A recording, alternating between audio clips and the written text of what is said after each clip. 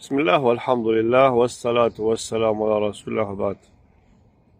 Веднъж един човек тръгнал да се кланя на намаз в джамията, но била тъмна нощ, нямало улично осветление и този човек по пътя си вървейки към джамията се спънал в нещо и паднал. Когато паднал, изцапал дрехите си. Решил да се върне в къщи, да се преоблече и отново да отиде към джамията. Върнал се в къщи, преоблякал се и тръгнал отново към джамията, но пътя отново бил тъмен и той пак се спънал в нещо, не видял в какво, отново паднал, отново се изцапал. Върнал се трети път, пак се преоблякал, облякал нови дрехи, чисти и тръгнал към джамията. Но третия път вече пред него се появил шейтана Иблис, алейхи лаъна, който носил с него фенер. С този фенер той започнал да му свети по пътя.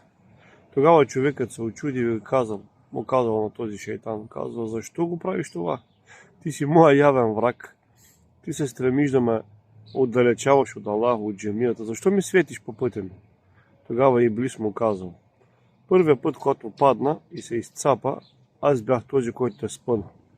Когато обаче ти се върна вкъщи и се преоблече и отново тръгна към джамията, Аллах азза ва джал те опрости всичките грехове, малки.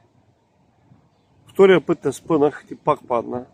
И когато се върна в къщи и се преоблече и отново тръгна към джамията, Аллах азза ва джал опрости греховете на твоите близки, на твоето семейство. И затова сега третия път се страхувам, че ако отново те спъна и отново паднеш по пътя си към джамията на намаза, който тръгна да изпълняваш, се страхувам, че Аллах азза ва джал ще опрости и греховете на цялото село. Каква е поуката ли?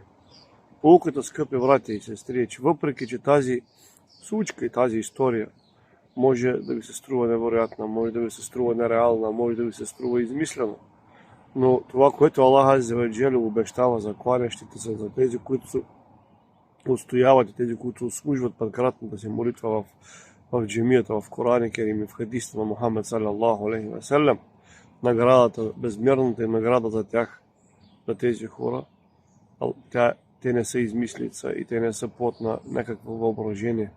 Това моля Аллах азза ва джал да им направят хората, които му служат, които върват по неговия път и не се отдават на шейтана и на неговите изкушения и на неговите съмнения.